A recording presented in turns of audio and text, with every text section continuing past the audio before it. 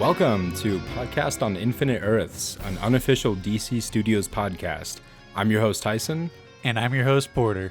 And we're writers, editors, and part-time filmmakers who love superheroes. Ladies and gentlemen, welcome back. We are doing our final rankings for the DCEU today. Very exciting. It's also our first video episode, so that'll be fun. Hopefully it goes well. I have my notes on a little business card from somewhere, so we'll just see how this goes. It'll be fun. But yeah, I think just a little caveat getting into this. There were a lot of fun movies in this universe. I was pleasantly surprised kind of going through my list.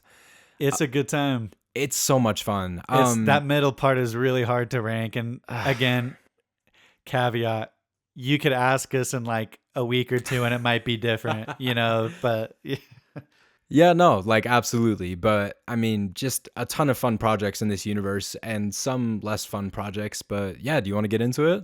Let's do it. So we're just going to go one by one. If our ranking of a movie ends up being the same, we're just going to reveal that so we can just talk about it together. But Tyson, want to start us off? Absolutely. Dead last, we have Suicide Squad. That is mine as well. So, yeah. All right. I mean, it's rough when, as we were watching it for this watch through, we'd have to pause it and rewind to watch plot points. And it's not like we're on our phones and not paying attention. We're watching it. Right. With the intent to break it down. And we can't figure it out. That's a rough movie. It's rough. And I think what I hated about it the most was it didn't even come close to delivering on what I believe is such a cool premise in DC, especially, and honestly comic books as a whole, but the Suicide Squad, taking your favorite villains and just putting them on an absolute death mission. It's really fun and chaotic, and I love that energy, and I feel like it fell so flat, especially considering the redone version. Yeah, it kind of falls into that category of we've seen it done better. So does that kind of make it lesser, right? Kind of the Superman 2 Man of Steel thing, right? Where it's a similar premise, but you just see it done in a much more efficient and, in that case, modern way. But, there's something to be said about if there's a similar premise and it's just done better, it's kind of hard to go back to the old one. Oh, absolutely. And we discussed this in our last episode around Justice League where, I mean, do we think the Snyder Cut is that much better just because we have Justice League to compare it to? Exactly. Do we think, vice versa, Justice League is that much worse because it could have been that much better? It's hard to say. But yes, that, for me, Suicide Squad is definitely dead last, which it's disappointing. Yeah, no, for sure. Do we want to go to number... Let's keep it moving, yeah. Second to last, okay.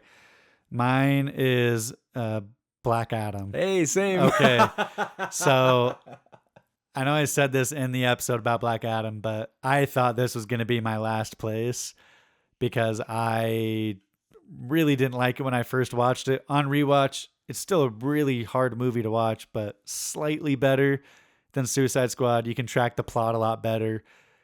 There's just a lot of this movie that just doesn't work as well as they'd hoped. Oh, absolutely. Well, and I think that's why you kind of breaking down them wanting Black Adam to be their new Superman, their reset for the universe, was shocking to me. Partially because of how poorly he did, but because I didn't feel that same connection to him. No, I mean, I think that kind of takes some points off for me for the movie is that it was such a big push as this was the next big thing. And it'd be one thing if it was just kind of bad, but for it to be that low of a quality, but also them treating it like it's the next big thing just didn't match in my head. And it just felt weird. Totally. When you go to a restaurant that everyone's just hyping up like crazy and you're it's fine, Absolutely. Yeah. When you kind of feel like you're the crazy one for not seeing what everybody else is seeing. Yeah. It's tough, but yes, it is more put together than Suicide Squad. Yeah. Less of an easy recommend. Yeah, for sure. So what's your next one? Moving up the list, we got Aquaman and the Lost Kingdom.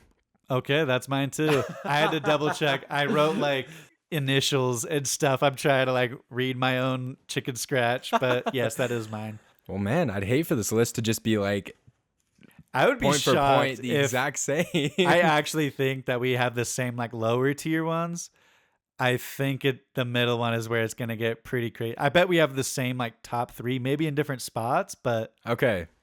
No, I'm yeah. excited. All right. Yeah. This movie had fun elements. It kind of just felt like it was trying to rehash out some storylines from the first one that didn't need that. Right. It feels like a somewhat natural continuation of where the story would go, but there's too many similar beats, too many similar character interactions that it kind of makes it tough to really differentiate itself, as opposed to other sequels that kind of just went in the other direction, right? Whether for good or for bad, but it really just tried to separate itself from that first one. This one tried to carry over a lot of the elements and maybe turn up the dial a bit too much on them. I don't know. It was rough. And I mean, yeah, the ultimate villain being really anticlimactic, like it just felt like a tough storyline to get really invested in because the payoffs weren't super paying off. No. But the little squid like submarines were like Topo. they Oh, no. carried. Oh, you're right. The squid submarines. Yes. I was thinking the octopus Topo. Oh my gosh. He was cool too. He But also yes, carried. the squid submarines were Those two awesome. elements are Yeah. absolutely putting it above these last two movies. That's literally the only reason. No. And like that cool fight with Black Manta, I guess. But That was cool. Very Captain America's Civil War kind of ending. Martin Short cameo. It has elements going for it. Absolutely. All right, what's next for you? Okay, next up for me, and this is where I'm curious where it might be the same, but for me it'd be the theatrical cut of Justice League. Okay. Mine is next for Justice League. Okay. I actually put Wonder Woman 1984 right here. No way. Yeah. Okay, so Let's get into Justice League though. yeah, as we've discussed a lot last episode, it's kind of just that element of there's a lot missing there. It's still absolutely watchable at the very least. I don't think it's that strong of a movie, and it doesn't really set up a really good future for the DCEU.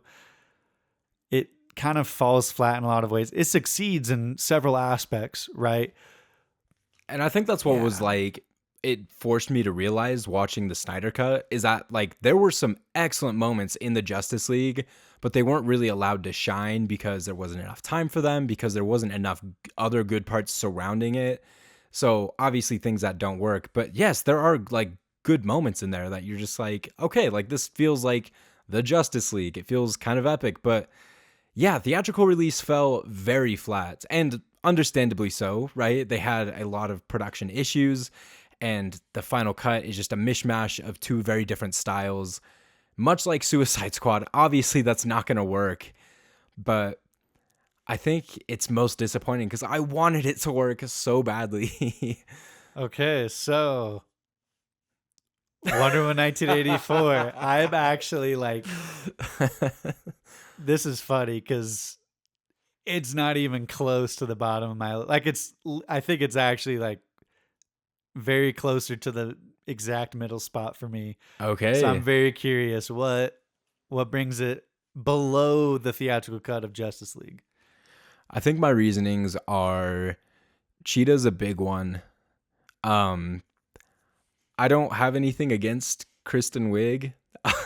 She's a fun actress, but I just didn't super love her character in that movie. It felt like essentially like an unnecessary plot line. Like there wasn't enough, almost like it was competing with Wonder Woman for her like turnaround with. Yeah, I was gonna say kind of similar to like if you watch Spider-Man 3 where like Sandman and Hobgoblin are obviously, or the New Green Goblin are obviously where Sam Raimi wanted to take that story, but they had to cram in Venom. Exactly. And it kind of feels weird. Yeah. Yeah. Right. There are actual stories. And I liked Pedro Pascal's villain. I mean, once again, very, very weird to have him with no facial hair. It's so weird. But I think they had a really excellent story there. And because they were trying to kind of bring in like this really classic Wonder Woman villain, they just weren't fleshing out what they could have, or even just focusing on what they could have, because I feel like Wonder Woman alone had an excellent arc with the wishing and bringing Steve Trevor back. And I feel like there were a lot of excellent elements there. Cheetah detracted from that. And then the very end of the movie kind of killed me a little bit. And The end of the movie falls a little flat. we talked about this. I will say, though, in the episode, you did say for yourself that while you feel Cheetah was shoehorned in, it was shoehorned in the best possible way for the context of like the wishing. And Oh, for sure. Yeah, for a story context and the way that she was written in, it felt relatively natural. But I still think that she wasn't a necessary part of that movie. And that was another one of those movies that was maybe a bit longer, and that was something that likely could have been cut. Yeah, and I don't know. We talked about this. I don't know how you make Cheetah look better. But Yeah. it was just a little bit in the uncanny valley for me, where I was just like, yikes. Yeah, I'm not sure what the answer to that one is. By It's no tough. means a bad movie. I think for me, this is where the list starts being all like Recommendable? These are recommendable. Absolutely. Yeah. I mean, if you liked the original of these, or you're really into like the premise, by all means. So you're saying past Aquaman 2 is like your recommendation phase? I think so. Maybe more selective, but still recommending. Absolutely. Okay. Yeah. I have not hit that phase yet. So Might be a little more forgiving. so my number to match your Justice League theatrical cut would be Blue Beetle, actually. Okay. This movie, it's enjoyable. It's one of the more recent ones we watched, right? Second to last theatrical release for the DCEU. Obviously, there's a lot of strong parts of it. I like the main actor playing Jaime. I think It's the fun. design is great. There's a lot going for it. I really think it just falls in the sea of like mediocrity for me. Like, I enjoy it, but it doesn't stand out to me in any meaningful way. I think there's stuff to like there, though. Oh, for sure. And it's a fun premise to begin with, and I feel like, yeah, the look of Blue Beetle is super fun. I agree with you. The main actor is awesome. I think the hardest part is the villain wasn't like No. very scary or built up. It was like an excellent foe, right? It made for great fighting and stuff like that, but it was by no means like a Lex Luthor where I was just like, oh, yes, right? Like, this makes complete sense for the universe, and I love the conflict they have going.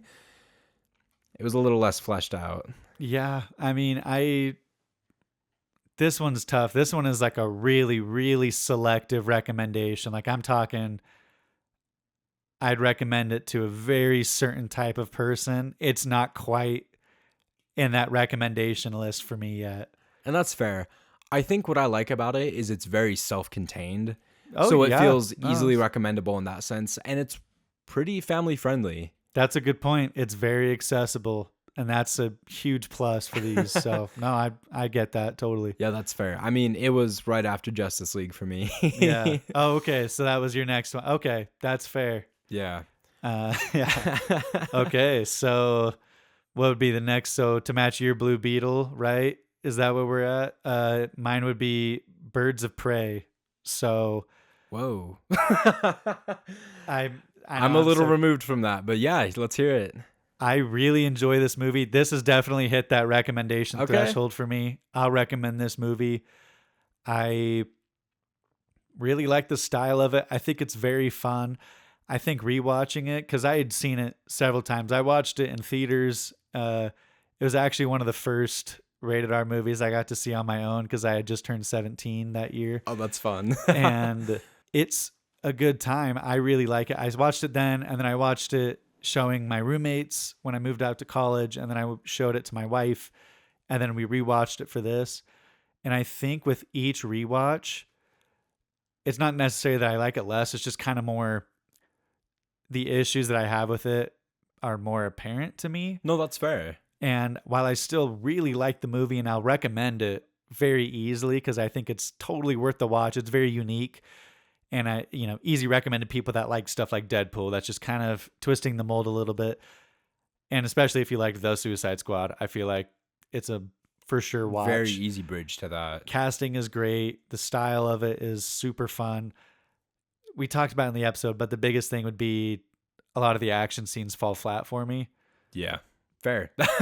I can't blame you on that. And I think to your point, the reason that I ranked this higher is because that was like the first time I'd given it like an honest watch. I had tried it a while back and the beginning just like didn't hook me or I wasn't in the mood. Something happened. So I just like stopped, didn't watch it all the way through. I'd heard all right, but not great things about it. I know Suicide Squad had predated that. So I was just like, it's just more of the same, just garbage, right? And I think I was just genuinely delighted by like how much fun I actually had with it. That's a super valid point. There is something to be said about going into a movie with lower expectations and being blown away, right? And that's a really fun feeling to have. Oh, Super absolutely. valid. And yeah, just absolutely adore Ewan McGregor and Margot Robbie. I think that was just a great pair for that movie. So yeah, that was a little higher for me, but I see your point. Um, so yeah, my matching your Birds of Prey would be The Flash. Okay, that's my next one. Okay. So, yeah, that works out great, actually. Yeah, we can talk about that. So, why is The Flash where it is for you? Because I had actually a pretty good time with it in theaters. It was a good theater experience at the time. I quite enjoyed it, and I'm just such a hoe for like the old Batman cameos. So I love that they brought back a couple of those. I love the the Flash storyline, like the Flashpoint paradox, all this time travel stuff where it's just him trying to figure it out type of stuff. I'm actually a big fan of that. In the comic books, the animated, so I love that they like came with like a full movie for that, Well, they right? translated it super well. I feel like they understood the heart of what that story was Oh and were yeah. able to, make that into a movie very well. Absolutely. And it had some great conflicts. I love that our Flash lost his powers. I love that he had to deal with his insufferable younger self. I love that Superman was Superwoman. Yeah. And like there were just some really excellent elements there. And it's lower on my list because for one, it like as a whole like just was kind of a zero sum for meaning in the universe, right? Like it like reset in a way, but it didn't do much, and there was Right. like the whole Aquaman movie after that. Weird, strange setup. Yeah, I'm kind of with you there. I feel like another detractor for me would be, if I'm being honest, not necessarily the CGI. Like, that's rarely going to bring down a movie too much. It would be more the stylization of how they decided to portray the going back in time. That's I fair. didn't love that, and I understand that's a big part of it, and you spend a lot of time there. I think that detracts a bit for me, if that makes sense. It's creative. Like I haven't seen something like that before, so I'll hand that to them. But I'm with you there where it's kind of hitting that uncanny feel, and those were moments especially where once again, I don't have a better way to describe it, but it just felt like a video game cutscene. Yeah, I I'm with you. This one's just kind of that, not quite the like this is a great movie, but totally worth a watch. There's a lot to like here. It does a lot really well. It's funny. And we kind of talked about it in the episode, but it is the closest thing right now we have as like a send off for the universe. We Oh, get we absolutely. get, a lot of members of the Justice League. We get callbacks to Man of Steel, which started the whole thing. It's the closest thing we have. Yeah, and with like the official universe reset, like canonically and everything, for a person who hadn't seen any of the succeeding movies, I truly like saw it as like this is like the final nail in the coffin, and like having fun with it in theaters. I was like, all right, a proper solid send off, right? Yeah. And the way that we did this, I'm immensely glad that we left Snyder Cut for last in our watch through because that really feels like the most proper send off. It does. Just as we said in the last episode, if they're going to pick up anything from it, that's what they're going from, right? They're not going to pick up from The Flash. I doubt it. Yeah, absolutely. So I guess what's yours to match my Flash? Mine would be Shazam, Fury of the Gods. Okay. Okay. Why does that fall where it does for you? I think it's higher than The Flash because I liked I liked the sequel of it. I think for these sequels that fell lower on my list, they felt either unnecessary or they didn't feel like an excellent follow-up to the previous movie. And I mean, as you'll see on my list, most of the original movies tend to be higher up. Yeah, for sure. But I feel like this was like the first sequel that I was like pretty much enjoyed. Like it was a good time. Yeah. Um it always hits that like bump in the road where I am comparing it to the original, so it's hard to appreciate it as much, and maybe that's why it's hitting more mid-tier than higher. But I loved the family dynamics in this. I love that they were able to maintain a lot of that tone and still give him like, the fear of wanting to of like losing the family that he's now gained. It felt like a very complete circle for him kind of succeeding all of that. I love that they maintained all of the mythological elements with gods and beasts, and it felt proper Yeah. in tone. No, it's a really fun movie. I think it is. I'm with you. Out of the sequels, it feels the most like absolute. If you liked the first one, why aren't you already watching the second one? Like, Right. of course that makes sense, and we love that in a sequel, right? I feel like it does everything you would want. I think the tough part is because post-credit scenes are kind of like in its own weird thing. The post-credit scene tries to set up something that never happens. It sets up something that I perceive as a joke, but because we didn't get a third time, it doesn't come across that way. I yeah, I get where you are. It's not quite there in the list for me, but I understand where you're coming from. And that's fair. And yeah, I think the after credit scene is absolutely a consideration. Yeah, no kidding. Yeah, what's next for you then? So my next one is Wonder Woman 1984. Okay, So significantly it's- higher. I looked at my list. It is technically lower than the halfway point, but it's closer than yours. I like it a lot. I think the biggest detractors for this movie is the length, and Fair. there's a lot of stuff you can cut out of there, namely like a lot of the president, like the White House fight stuff. Yeah. But I think there's just so much when I'm watching it. It's kind of like when you watch Revenge of the Sith, where I know in my heart or in my brain that it's not a good movie, but the big moments still hit enough for me that I like can get through and have a good time. Obviously, I like Revenge of the Sith much more than this movie, but that's kind of a similar sensation I have watching this, where That's fair. Like there are some really cringy moments that are hard to get past, but Right. also like the hard-hitting moments hit hard. exactly like Absolutely. I said this in our episode about it, but I absolutely love the building of the tension where Pedro Pascal's character is granting everyone's wish, and he visits with the president, and he's like, okay, what do you wish for? And just the way the music and the way the tone is set, where the president is just like, well, what else could you possibly want but more? And it sets up the theme so well. And I really enjoy how the movie just takes that theme and tries to explore as much as it possibly can while still being a superhero movie, right? I mean, I watched this in theaters. I had a good time. I've only seen this movie a couple more times since. I still enjoy it. I think if you liked the first Wonder Woman, I find it as an easy recommend to watch the sequel because you still get a lot of that care from the director, Patty Jenkins. I just think the hardest part is that sometimes it kind of feels like a marathon. But something about just like the strong thematic, and they throw in lines that come across as cheesy, but they fit enough in the context that you kind of let them slide. And I'm kind of with you on Cheetah. That's probably the weakest element. However, it's still like a B minus for me. It's not quite, taking it down too much. Yeah. But yeah, I don't know. I enjoy it. I mean, I can't help but agree when it comes to the design and premise behind Pedro Pascal's villain. It is like intensely clever.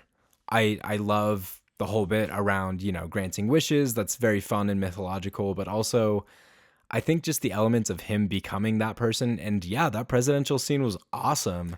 And like the little tiny, I wish we'd gotten more, but the little flashbacks when we see him like trying to make his way up in the world, like the little, just that little bit does a lot for me for his character, right? Like you feel like this is a guy just trying to do his best. Oh, Yeah. absolutely. If nothing else, they did a really excellent job helping you sympathize with who is obviously the villain. Yeah. I think this is one of those movies where I feel like if the movie around surrounding his villain was just a bit more fine tuned, it would have been like he would have gone down in history as like one of the great superhero villains, right? Kind of like with Killmonger or the Dark Knight Joker, where you're just like he was like so good for the theme of the movie, and he, I just think because the movie surrounding him doesn't isn't quite as fine tuned. But I'm with you. The way the villain is set up and characterized works really well for this film. Absolutely. So, what's your next one? Yeah, so my next one would be Birds of Prey. Okay. Yeah. Okay. Let's hear it. I think having never seen that movie, like given it an honest try and, actually being delighted by it, like I said, that puts it a lot higher in the rankings for me. But I think I was just delighted by how much Cass's character like played for me. Okay. She she kind of has that very delinquent and like hoodlum energy, but she's not like a just a jerk kid. I feel like that's a really hard line to balance in cinema, especially is making a kid like a somewhat like relatable or likable character, and I feel like they did a much better job with that in this one. I do remember, yeah, because when we were talking about it, it was like they pulled it off. Usually the child character is really annoying and nobody likes them, but she works in this movie. You're right. Right. Not bad. Black Mask, excellent villain. Like I said, Ewan McGregor is just fantastic. I love him as an actor, but I think just the design on his like character was fantastic. He was a little comical at times almost, but like a genuinely scary villain with like his like almost genuine disdain for, human life at moments. Like it hit for me. Yeah, no, I'm with you. Villain is super fun in that one. I think a point you've made earlier, like with Blue Beetle, is that it feels very secluded. Like you get all the information you would need about the Joker in that like first bit. So it's accessible, right? In that sense, you don't need to have watched other movies. No, I mean, the only thing you need going into that is just to understand that the Joker and Harley have a relationship, which, is common-ish knowledge. And if not, most people know who the Joker is and can put two and two together. So yeah, I like your point about that because it is pretty self-contained. Um, and I like how they pulled it together in the end. I am with you there. Action is relatively lackluster and it doesn't always like hit like it does in some of these movies. And granted, most of them don't really have powers, so that might be leading into it a bit. But despite the lacking choreography, I think the story beats were hitting for me. So Yeah, yeah, I definitely have to place it here. right on. What's next for you? So my next one is the first Aquaman. Same. Okay, We perfect. finally brought it back. Perfect. Okay. Yeah. Aquaman, what a fun movie. It's really cheesy and corny, but it works in the best possible way. And I don't know how, but it does. Absolutely. I've said it a lot in talking about Aquaman, but I am just utterly stunned by how well their rendition of Jason Momoa's Aquaman works. Yeah. Like I love that I love the design, right? And the way they set him up, like I can't think of a action Aquaman looking different, right? No. And that's kind of the goal. Yeah. And granted, this is the first time we've gotten live action versions of a lot of these characters, so that's kind of plays a part. And I But think that obviously leads into our bigger discussion around how can you reset so many of these who've come to be very iconic characters that are kind of set in this Snyderverse sense. I'm so curious where James Gunn will take it because Superman has had a lot of renditions. That is a relatively safe place to start. There are many pitfalls Right. because you can As a do it so culture, we're wrong. kind of like, it's kind of like a Batman or a Spider-Man thing where it's like, okay, new actor, we accept that. That's okay. Absolutely. I mean, when people think of Aquaman, they're obviously thinking of Jason Momoa, not like Alan Richson from Smallville, right? Like these very Yeah. small live action roles that he's been so dead set. So I am so very curious where they're going to take it in the future. But yes, this movie is intensely fun. And for the reasons that it's good, I think is why the sequel is bad. um, because it has so many fun story beats that are just rehashed out in the next one. But I love the conflict with his brother Orm. I love Black Manta. Excellent, excellent character design on that. It has such cool world building, like that Avatar sort of energy where like taking you under the ocean and it's just this whole new visual. It just feels like everyone that worked on it had a clear vision of what they wanted, Yeah, and it succeeded really well. And it helps that it follows familiar story beats as like something like Hamlet, but through such a unique lens that it works, right? It still feels fresh. absolutely. Geez, that's a really excellent way to put it. So yeah, Aquaman, like easy recommend. Oh yeah, for sure. It's great, and it's one of those, in my opinion, it'd be one of those core movies. If you were to have someone get like the main story beats of the DCEU, I would absolutely throw this on that list. Oh, After, completely. the Justice League, I'd be like, you might as well, because it's a good time. Yeah, it's fun. It's worth your time. And yeah, even if the story beats aren't super affecting, the whole of the universe, Jason Momoa's Aquaman just kind of rocks. Absolutely.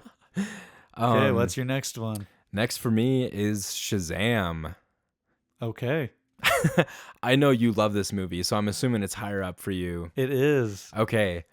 Um, I enjoyed this movie, and we are easily in this like totally recommend stage. Exactly. I feel like at this point, it's not going to be so much of like a how dare you put it there. It's kind of more just like, okay, preferences, but we're all in agreement that these are great movies. You should go watch them. Totally. I think the family theme is fun. It feels really well written. I think, Billy's motivations throughout the movie make sense, and it's relatively accurate to like the comic book of how he gets his powers. And I mean, geez, the seven deadly sins are pretty scary villains. It is. This movie definitely has one of the stronger villains, right? In Dr. Savannah and the Deadly Sins. Like, if nothing else, because they have that terrifying scene in the boardroom that sets up to the audience like you should be afraid of them. That I feel like helps the viewer, remember them as like really interesting bad guys, as opposed to if that scene wasn't there, we'd be like they're just the bad guys, right? Absolutely. And I enjoyed this movie in theaters, and it wasn't like scarring for me or anything. I think it was just surprising by how like violent the demons were to start, and then throughout the rest of the movie, which makes sense. They're demons. But I just was, I mean, not knowing he was a horror director going into this, those elements were like a little surprising at first, but I think they work well for the villain design. I think the biggest part of this movie that's just holding it a little bit back for me is just how sort of campy the ending feels. I have no qualms with it because it sets up the second movie. It like establishes they're like a whole team and everything. But originally, and even in this rewatch, I remember just being like, it's kind of like the Miles Teller Fantastic Four, where the whole movie builds up and the very end of the movie is kind of just all like, what if we like hit them one at a time? And then what if we hit them all together and like they're all like a team and acting together? I wanted more. And I it didn't feel like understand there was that. enough. Right. I get that and I feel like this was part of the problem with the sequel is it's a lot of characters to juggle, and I think he does a very adept job at it, Yeah. but you can't deny that it's a little hard to do that. Yeah, and that's not me saying at all that I could have done it better. And I will say, I think this movie might have one of my favorite moments just in the DCEU is where Dr. Savant and Shazam are in the air, just, Oh my gosh. and he just starts monologuing. and he can't hear him because they're several blocks away in the air. And like that killed me. Every I time I've seen that, it yeah, kills me. It's so funny to me. I think that Shazam is, and I after going through all of them, I think it is the funniest movie Yeah. in the DCEU. It feels to me like the Ant-Man equivalent, where the main character is just one who absolutely doesn't have it together and wasn't like born or came into superpowers with through like any logical or meaningful way. Like it just kind of was thrust upon them, and it's goofy because of that. And I love that kind of energy. Oh, absolutely. This is one of those movies where, unfortunately, I can't bring myself to put it in like the core movies you need to watch for the DCEU, but you absolutely should. It's very good. Yeah, and it's I think what's most tragic to me about, having to reset this whole universe is the magic of the Justice League, a little different than the Avengers, is like the sheer quantity of members. There's so many people and storylines intertwined in that, and they've gotten so into that in so many of the animated versions, which I love. And Shazam is absolutely a part of the Justice League, but in this universe, we never even got nearly far enough for him to like be an included member of that. It's so tough. And another same thing with like the Aquaman Jason Momoa. It is very difficult for me to imagine someone other than Zachary Levi being Shazam. Like he's one of those perfect castings that it's just like, how do you come back from that? Quite genuinely. Absolutely. Yeah. That is a great movie. Yeah. What's after that for you? Mine is Batman versus Superman. Okay. I think this movie's awesome. I way back when we talked about it. At the time, it was our longest episode yet because we just had so much fun stuff to discuss. Yeah. On rewatch, I appreciate it a little bit more, if that makes sense. Like its strong parts come out stronger and its weaker parts become a little bit weaker for me. Like, and it helps that the Snyder Cut kind of ties it all in and makes it more of an important film. And it kind of sheds light on some of the choices that they made and why they made those choices. I think, while obviously, I think we can both agree that Batman didn't have nearly enough characterization for that movie. I think it really tries its best to have a really interesting conversation about superheroes, which at the time, at least in the like film and TV medium, wasn't that common to see. Nowadays, you can see it all the time with stuff like The Boys, right? And they have a lot of, and I know technically, I guess it's not entirely true. Captain America Civil War came out later that year, and people love to compare those two films. We compared a little bit when we talked about it. Yeah. It's a fun thing because it's literally just like heroes fighting each other over how should heroes operate in the real world. Yeah, and I love that as a premise. It makes it feel so much more realistic than fantastical when you're just like, how would they operate in a very real world context? So yeah, that is an aspect of the movie that I adore. Absolutely. Yeah, I feel like this movie, while there are some parts that are kind of goofy, and I can absolutely see why it falls flat for people.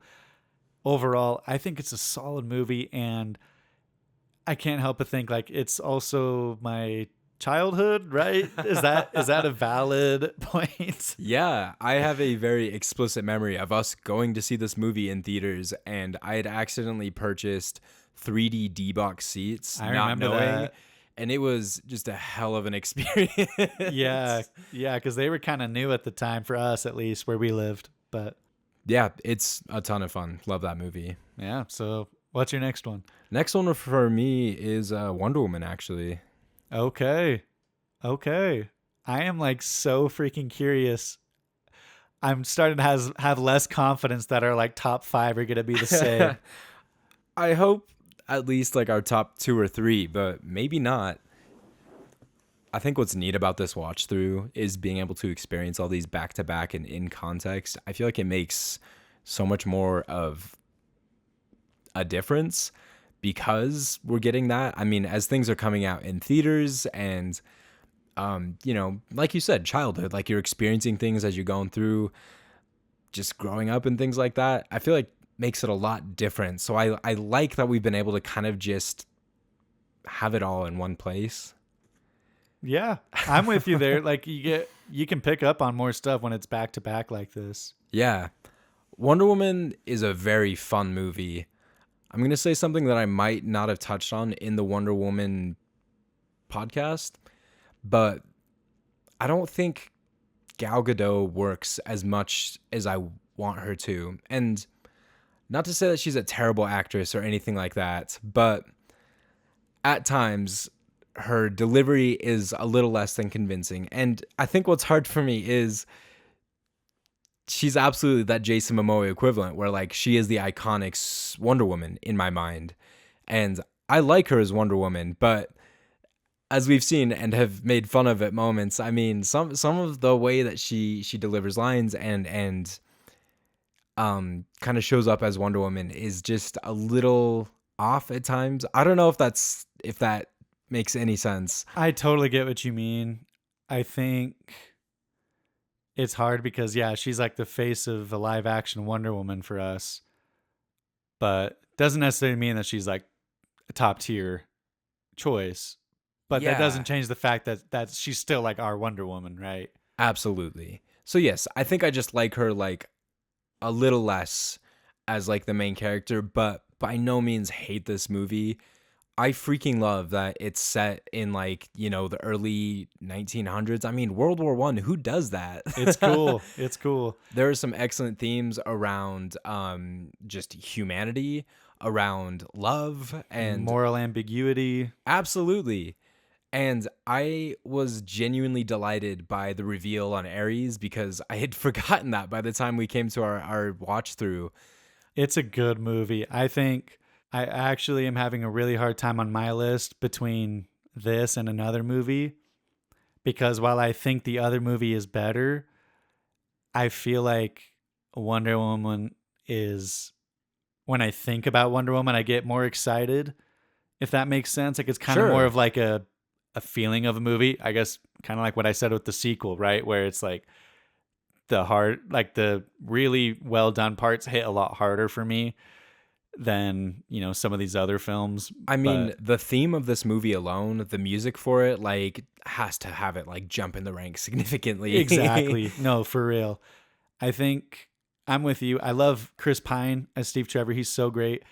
I think the third act is a bit jumbled Sure.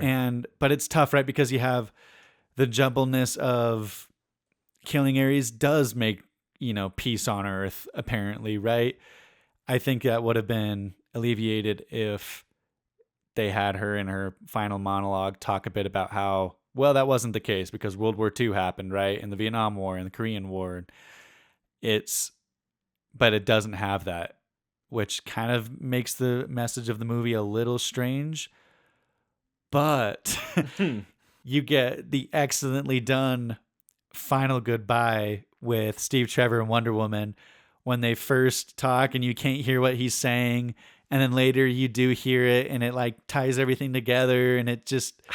I have goosebumps right now. You No, describing this. exactly. I do too. You see what I mean though, where it's like, I feel like that's a lot of this movie where it'll have something that doesn't quite work, but then it'll have something that just overpowers it with goodness. And I'm like, oh, okay, like I'll let it slide. Absolutely. Oh, man. You're right. The good parts of this movie are beyond good. And I will say, like, the top two for me were, like, absolutely top two movies, but I think these, like, four or five kind of hitting right here are hard for me to actually rank because I quite like a lot of Yeah, no, these. seriously. So yeah, my next one is Shazam 2, Fury of the Gods. Wow. I I really enjoy this movie. I think, again, I talked about this on the podcast episode when we discussed it in length, but kind of similar to your Birds of Prey reasoning, me and my wife had just seen Ant-Man Quantumania, which we weren't the biggest fans of. It was a And tough one. it was kind of at a time where it was like a lull for the Marvel universe. And we are just kind of like, yeah, whatever. We go and see this movie in a packed theater and we're laughing the whole time. We're having such a fun just experience that I have such a happy memory of this movie. And I think the parts that just hit so well, like as we discussed, I think everything surrounding Wonder Woman in that movie is just top tier, like comedy. Oh, absolutely. And I think that they just handled the sequel really well. I think, as we just said about the first Shazam movie, the amount of protagonists can get a little tough at times, especially in the sequel, because it's a lot more about the whole group. But for what it's worth, they balance it to the best they possibly could. And while the villain isn't necessarily like instantaneously memorable, I think they do a really good job of giving us a villain that we're not familiar with. So it's interesting in that way. And like you said, the mythology stuff, it's fun. It's a good time. I like it. I'm with you there. I'm gonna be real. It's a minor hang up in this movie, and maybe not even a hang up, but it's something that like I can't get out of my head is the fake out with Billy Batson's death. Oh, yeah. Okay. Where I'm losing my mind sitting there. I'm just like, they wouldn't actually kill him, and obviously they wouldn't. They couldn't. And as a fan, I'm sitting there and being like, they shouldn't. But also they kind of did for a second. They kind of do it in the best way. I don't know, best is the right word, but in a really effective way where you do get the hero sacrifice and they survive in the end. You kind of get it both ways and it doesn't feel cheap. Right. It's not like and by no means hated Deadpool 2, but it was like very back to back where it's like he like sacrificed himself, but was like also pretty all right immediately after. So you're right. Like you got a moment to be like, whoa, the sacrifice. But yeah, it was by no means cheap. And once again, bringing back Wonder Woman, that final payoff, like, man, I'm feeling like I should have ranked that higher than I did. Yeah, you should have. You should have. I'm just kidding. That was a fun movie. And when it comes to sequels, holy cow, like they cooked. Second funniest movie in the DCEU. You're awesome. So my number 5 is Man of Steel. Okay. So this movie we talked at great lengths, and I think it's a great time. And I think I was literally listening to the music earlier this week from it, and I was getting chills, and I was like, this is just a really, really fun movie. I think it's a really cool introduction to Superman. You get a lot of the origin stuff that you don't get in the new Superman. Not that it necessarily is missing it, but it's fun to have, and I think it's really well done here. When it comes to visualizing Clark Kent's childhood, I think this movie did it in some of the best ways possible, where it wasn't like incredibly sequential and it didn't have to be, you know, the landing on Earth and like taking us through his childhood. I loved the cutting back, but also these very key and integral moments of him being like unsure and overwhelmed by his powers. I felt for him so much. Yeah, it really does a good job of bringing you into like what would it be like to grow up with powers while also having a family that's like very small town, right? And the American in all of us can kind of connect with that, and that's very fun and special. I think obviously we discussed it at length. I think the third act feels laborious and the action is very fun to watch. I think the way it's stylized, like I think I said when we watched The Flash, was I forgot I kind of like that style of action. It's fun. Yeah. Like two superheroes just like punching each other through like helicopters. Like I think that's cool. But when you get like 40 straight minutes of it, while it is still engaging, I think until you watch like Batman versus Superman, you're not quite understanding why they spend so much time on the destruction. Right. Because you're just like, well, you know, just if you're going to end him kind of thing. Superman's obviously going to win. That's how this works. But you aren't recognizing that they're setting up some genuine stakes for later on. Yeah, I think that's a good point, right? Is it's that audience meta knowledge of we know Superman wins. Why are we spending so much time waiting for that to happen? Yeah. I explicitly remember my dad watching this and like just like dying in this last bit because he would just like just wrap it up. And I'm with you there. It's longer, and we've discussed a lot of these movies can fall into this trap, Superman movies especially, where there's just like a little bit too much tacked on at the end where you're just kind of checking your watch and feeling tired. Oh yeah. No, literally that was a huge theme. You're so right. I think every single Superman movie we watched, they didn't quite get that third act locked in. It was rough until the newest The Superman. newest one. Yeah, They just fixed it. cooked. Yeah. Okay, so what's your number 4? Number 4 for me is BVS, baby. Okay.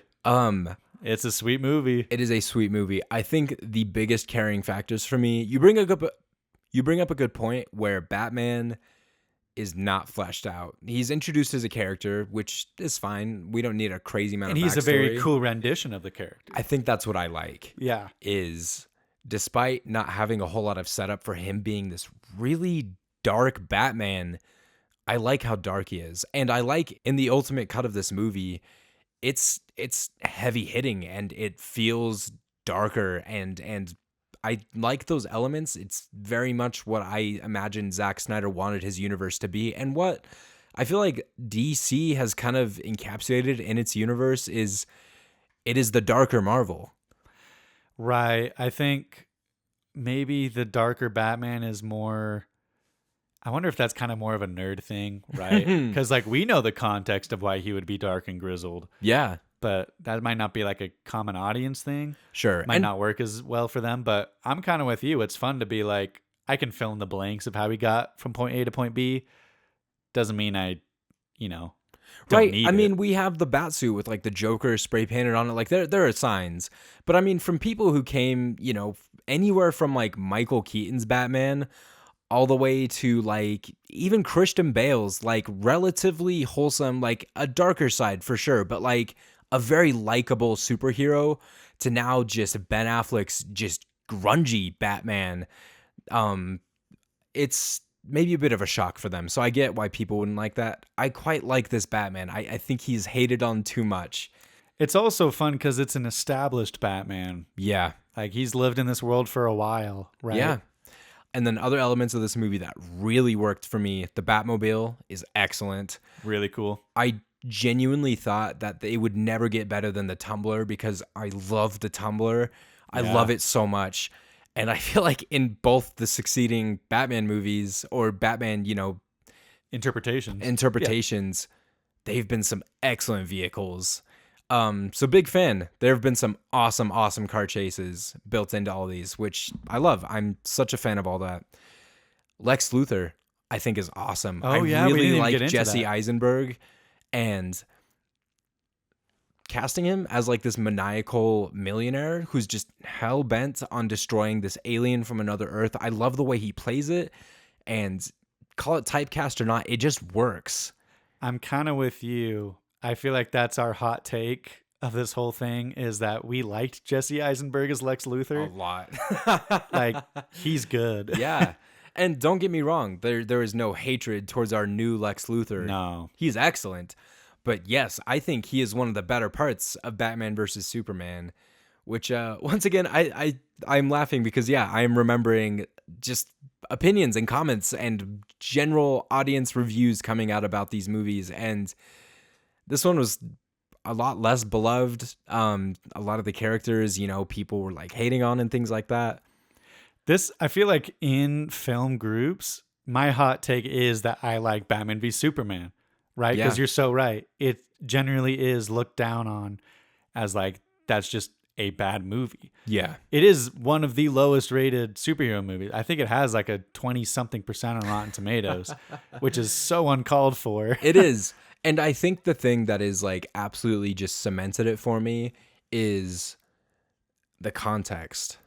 I think that plays a huge factor in this. It fits so nicely after Man of Steel. It perfectly sets up Justice League, which the Snyder Cut tells us. It finally gives us that.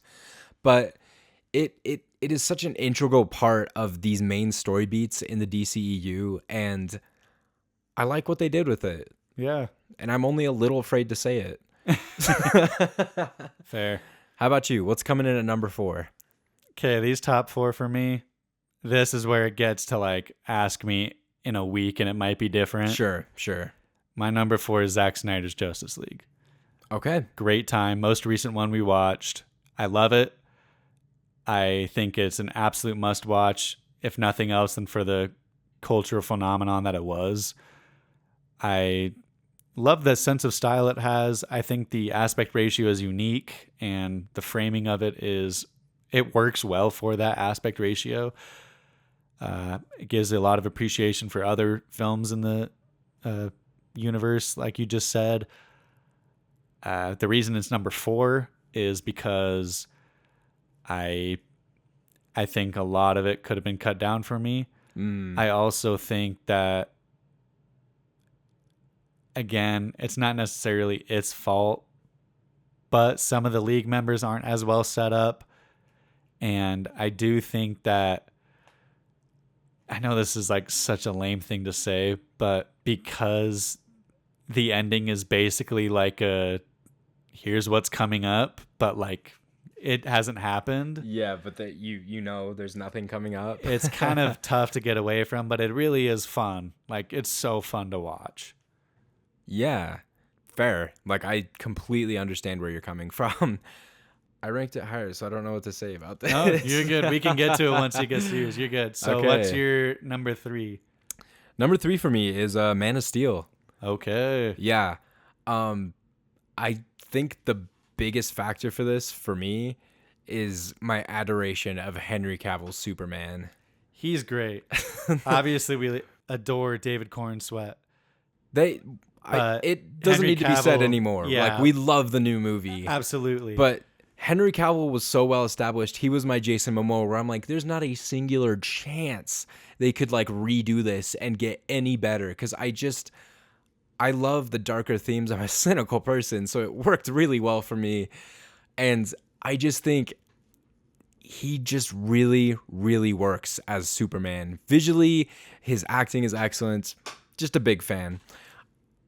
I think Zod was a sweet villain in this. He is the right choice for this movie. And we didn't talk about it earlier, but the fact that it spends like the first 30 minutes or so of the movie on Krypton is pretty cool. That's unique. Absolutely. Not to mention, I mean, Russell Crowe, who hates that man. Yeah, he's so good in this movie. But also, it is intensely unique. And obviously, the story beat that most people are familiar with and are expecting is, you know, baby on rocket ship gets out of there. But they really set up, I mean, Zod for one, but also like the political environment, what Krypton was like. I love world building.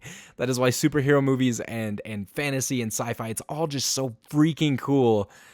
Because you get to just be so intensely creative. You aren't like really trapped in the confines of a period or things like that, which can be cool. But anyways, love Krypton. Love the look of it. I feel like this is the best one by far that we get a look at. And I love that Zod is just a genuinely scary villain from the start. Oh, yeah. So when he's introduced, you're terrified. No, very solid Superman movie. It's unique. I don't think we'll get another one like it. Yeah. I guess that begs the question. What is your number 3? It is Wonder Woman. All right. Yeah, I really like it. I think I get chills when I think about scenes from it. I think the midpoint is one of the strongest midpoints in this entire universe.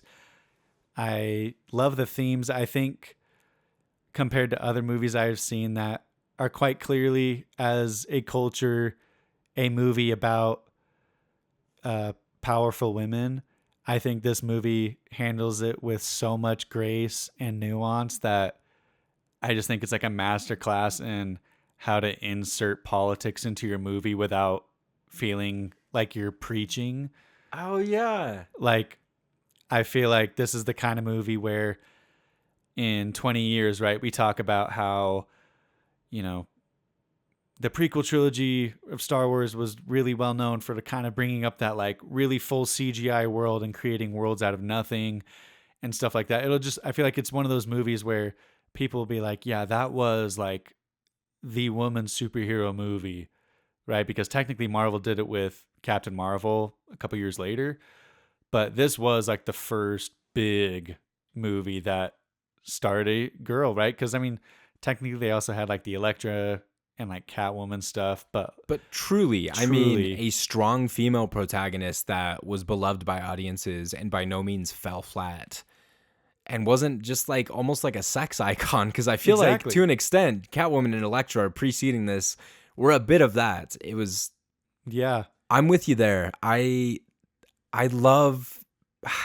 I technically ish sort of a woke movie, I guess you could call it, because it is, very leaning into like strong, powerful women, the need for men, um, a, an interesting conversation around that, but it by no means feels preachy. I mean, that is kind of the chopping block for Disney, especially these days, are all of these fans and nerds out there that are just like, they went too woke and things like that. That is And kind of a criticism you hear a lot these days, but yeah, nobody's looking at this movie and criticizing it, even though it gets a lot of the same ideas across. absolutely. So yeah, I love that you bring up that point because I absolutely agree. But yeah, okay. What's your number two? Number two for me is definitely the Snyder Cut. Yep. Okay. Yeah, that's good stuff. Once again, context is a huge deal here. I love that they actually flesh out the meaning behind Batman versus Superman. I think when it comes to absolute story beats, it, is the essence of the DCEU. And when we're talking about masterclasses, I think when it comes to resurrecting a movie in the edit, obviously they reshot a few scenes and they rewrote some stuff, but like, holy cow, I think just the night and day difference between this and the theatrical release is why it is so, so high for me. Totally. That comparison of like what we had before to what we have now is just, it Utter- brings the lesser one lesser and this one higher, right? Absolutely. Yeah, it is just an astounding feat to me, and just grateful that we have it. I had a ton of fun rewatching it, and it is long. It is so long. 4 hours for a movie is crazy. And I'm glad that we split it up, but I think this is a movie that will be very easy to go back to time and time again. I think this is probably, I feel like of the DCEU, the two movies that will be talked about in a historical context would be Wonder Woman and the Zack Snyder's Justice League. Easily. I feel like they were both immensely pivotal in cinema and even in a cultural context. Yeah, no, absolutely. Yeah. Well, I guess that begs the question, what's your number two? You're gonna laugh. Yeah, It's Shazam. it is. I seriously, because I'm sure we have the same number one, but similar to our number one spot, I feel like it checks all the boxes for just an extremely accessible, fun movie. I hadn't seen this movie in a while, and when we rewatched it, I just forgot how much fun I have watching it. I feel like it checks all my boxes. Not necessarily every superhero movie I like checks these boxes, but just some that it checks are like, it's standalone, right? I mean, the only thing you'd really need to know is that Superman is a character that exists, Which which hopefully how you would could you know. not, right? And I feel like they set that up enough too, right? Like acknowledging his existence. I feel like the villain is strong. I feel like the director knows when to take the serious moments serious and to when when to have fun with it. And I also feel like, I think just the accessibility of it just being a funny movie. A comedy movie is a lot easier to recommend to someone than a drama. Absolutely. And I feel like that just bumps this up a few steps for me. I love the costume design. I think all the actors kill it. I think the writing is super sharp. And there's just, I don't know. It's just one of those like special little movies for me where, and it's also another one where I went and saw it in theaters and was blown away by how much I liked it, because the trailers, the marketing team did a tough job of this where they made it seem really dorky and silly and aimed at like 5-year-olds. Yeah. And so I went and saw it because I'm going to go see the superhero movie, right? And I was just blown away. And I think that adds a bit of that, like you said, for Birds of Prey, some of that level of like, okay, like this is really fun. Absolutely. And for a hero that has relatively little context and or following in, comic book circles or even just the general public, they cooked. Yeah. Like this feels like a Guardians of the Galaxy level kind of a feat of cinema where you're able to really endear people to a character and write just an excellent and fun story around it. Absolutely. Absolutely. So, our number one. Suicide Squad, man. Yeah, the Suicide Squad is so good. I guessed it would be my number one going into this. Rewatching it, I'm like, it checks a lot of the same boxes as Shazam for me. I think the only big difference would be that it's rated R, so I can't recommend it to like quite as many people, Right. but it still fits all of those things, right? It's relatively standalone. You get all the context you need for the movie inside of the movie, and it's funny, it's adventurous, it has a great third act. I think it just works so well. There is so little wrong with this movie. I think my only genuine qualm with it is that there was a preceding movie that was so bad that shares such a similar title. Like Suicide Squad and The Suicide Squad is a negligible difference, but such a huge difference when we're talking about the actual movies. Yeah.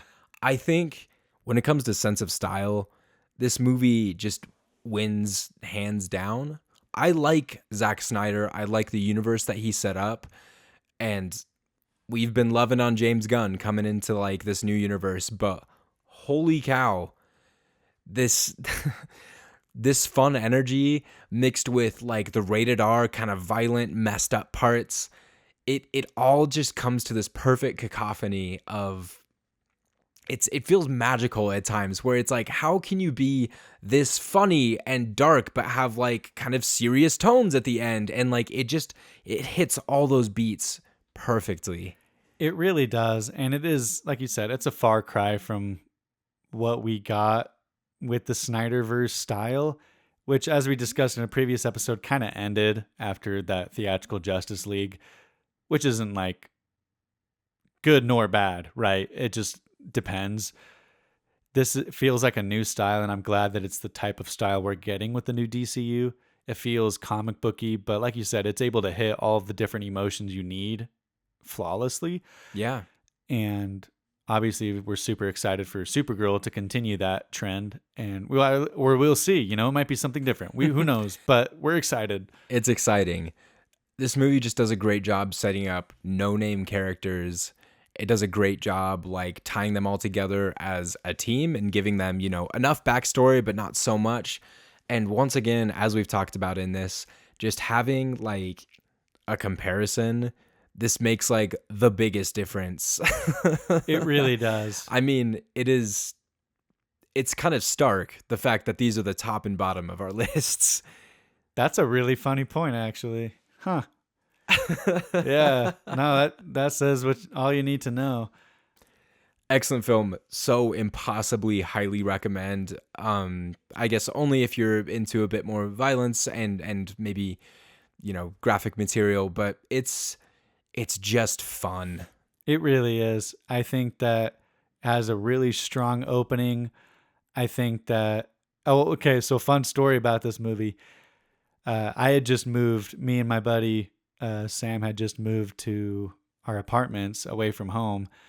And on that day, it was a Monday, and we're obviously sad, right? We just left our families. Yeah. It's a big But change. he was like, "Oh, let's go see a movie." And so we went and saw The Suicide Squad, and that was just like the absolute like mood lifter, you know, for the occasion. So I have a fond memory of that.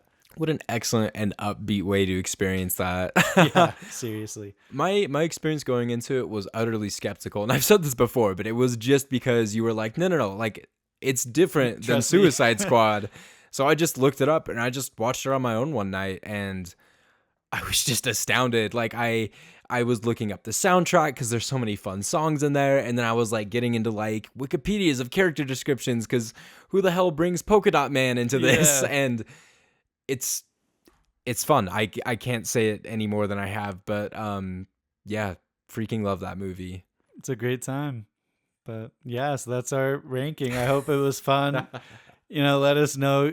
You can comment on what you hated about our ranking. I'm so excited to hear what everyone says. But yeah, it's a good time. We're going to take a bit of a break because for us, midterms are coming up and it's going to get a little hectic for us. So we're going to take a couple weeks off to get our stuff figured out. And then we'll be back with some more fun DC stuff. But yeah, we got some good ideas cooking. I'm excited to see what populates next for us. yeah, because we'll kind of have we're going to decide what to do while we kind of wait for the pre-Supergirl season, right?